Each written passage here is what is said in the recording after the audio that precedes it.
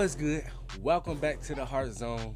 It's been another great week of NFL football, so I'm here with the updates for you. We're gonna talk about some sports, talk about the divisional round today, and then talk about the previews for the conference round. So short video today.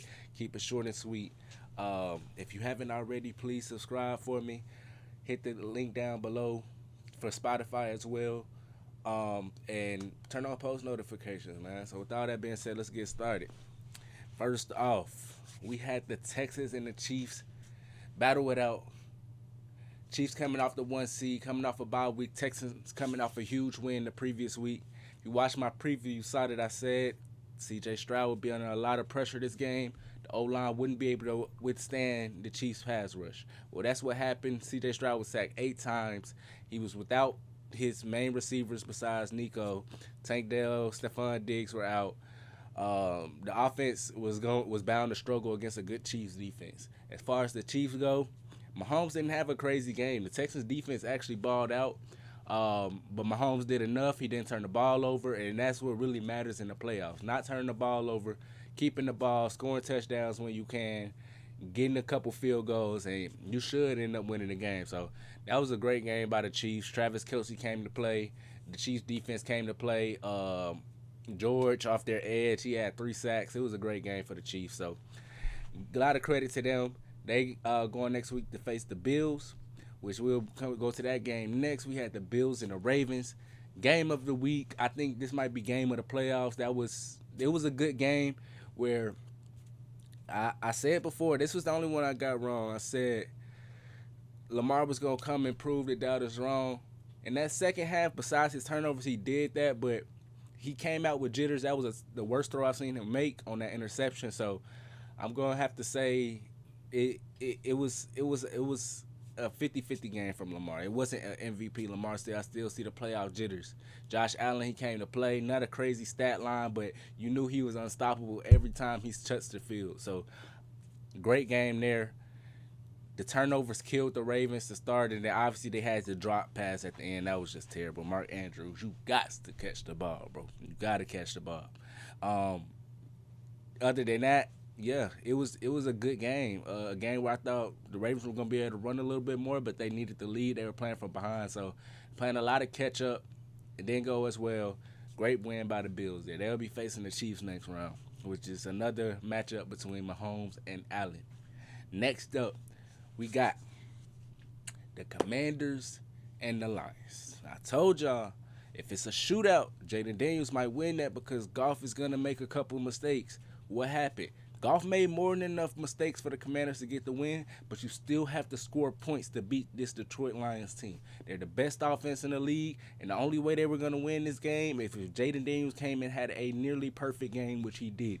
300 yards passing, 2 passing touchdowns. Amazing rookie. Like I said last video, this is a generational rookie we're witnessing right now. So if you don't understand the magnitude of that, you should. The Commanders were the second worst team in the league last year.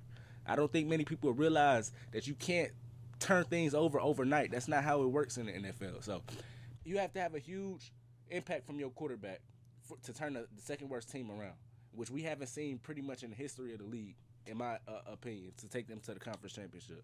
So this has been a great season by Daniels. Goff turned the ball over too many times. That Detroit offense was still pretty much unstoppable, just costly turnovers. Beat them. They scored 31 points still. They turned the ball over too much. Bad loss for Detroit.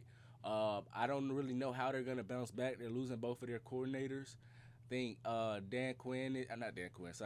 Campbell is a good coach. Dan Campbell's a good coach, but I don't know if he's really the X's and O's on both sides. I think he's more of a leader, and they're about to lose their X's and O's guys who really put Detroit on the map. So this was a big loss for Detroit. I thought if they were going to go and get one, it would have been this year. They have some things to look over with Goff, but they just signed him to a contract, so you can't really go anywhere there. And then last but not least, we had the Eagles and we had the Rams. This was a good game as well. Matthew Stafford balled. Saquon Barkley balled. The Eagles' defensive line balled. It was a great game. Matthew Stafford at the end, he tried to put together a game-winning drive. Jalen Carter, amazing. He didn't give him time to even go through his head because I promise you, if Stafford had the time, he really might have beat the Eagles this game. This was a great game for him to beat the Eagles, right? So, this was a good game. Hurts is still not slinging the ball. I mentioned that last week. I mentioned the offense could be struggling because Hurts is not slinging the ball like he needs to. But why does that matter? When you have Saquon Barkley, you have A.J. Brown, Devontae Smith. They'll make plays for you, but mainly Saquon with a huge 200-yard day led the Eagles to a win. So that was a great win for the Eagles. And now let's get into the previews where they're going to be playing the Commanders next week. This is going to be a good game. The Commanders just had a win versus them last time they played. It is a severe talent mismatch, and I think really the only positional group that the Commanders actually win for this matchup is the quarterback position. If you go through running backs, O-line, wide receivers, D-line, linebackers, defensive backs, the Eagles win every category. So pretty much if the Washington Commanders want to win this game versus the Philadelphia Eagles this week, Jaden Daniels is going to have his best game of the season. And he just came off a great game where he had 300 yards, 2 touchdowns, and no turnovers. He's going to have to replicate that, probably and some, versus Eagles team. I think their defense can contain the Eagles a little bit better, but the Eagles defense is definitely going to play 10 times better than the Lions offense. Jaden Daniels lost his best offensive lineman this week in Cosme, so expect Jalen Carter and Milton on the inside for the Eagles to wreak havoc. This is going to be a perfect game for them where the interior of the Washington O-line is taking a hit, and I think, again, like I said last week, I think the Eagles D-line will make the difference because they have somebody as special as Jalen Carter and they have good DBs. So, unfortunately for this one, I've been riding with Jaden Daniels because I think he's a very special player. But this one, I think the Eagles are too talented. They match up too well versus the Commanders. I don't think Jaden Daniels by himself will be able to overcome this Philadelphia Eagles defense. Obviously, they've been having great players come through. Terry McLaurin, Eckler's been playing his role. Zach Ertz been playing his role, but these players were called washed before. I want you to understand that once these players are in this new magnitude, it's because of they have a high-tier quarterback that's getting them the ball, that's throwing it on time, that's throwing it in stride. It's a big difference. That's what I want people to understand. So, that game, I got the Eagles. The Commanders, I don't think stand a chance this game just because of obviously the talent mismatch. And then next up, we have the game of the week, which this could rival the Bills and Ravens as the best game of the playoffs, right? The Chiefs and the Bills, Mahomes versus Josh Allen.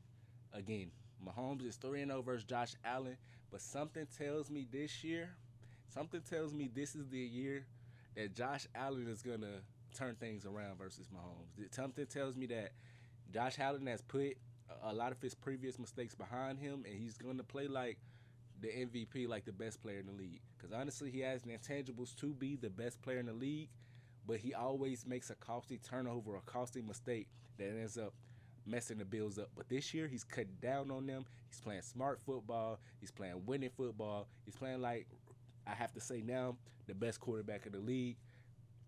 You got to give credit where it's due. So I honestly think because this is such a down year for the Chiefs' overall roster, I think this is a good chance the Bills can come and upset the Chiefs and end up playing. Josh Allen goes to his first Super Bowl. But I think they'll end up playing the Bills. So that's what I have for that game. Unless Mahomes works some Mahomes magic, I really can't see it. He throwing to Marquise Brown. He throwing to rookie Xavier Worthy. Travis Kelce is still great. He's not the same Travis Kelce. It's a down year for the Chiefs. I think the Bills can overcome that, and the biggest difference is going to be Josh Allen having a historic game. That's what's going to have to happen for the Bills to win. So I got the Bills in this game. I got the Eagles in the other game. That's my previews for the week. Thank y'all for watching. Please subscribe if you haven't already. If you enjoyed the video, leave a like, leave comments, let me know what you think I should do next. And check out the Spotify as well. So thank you guys for watching. Stay tuned for more videos, and peace. See you next time.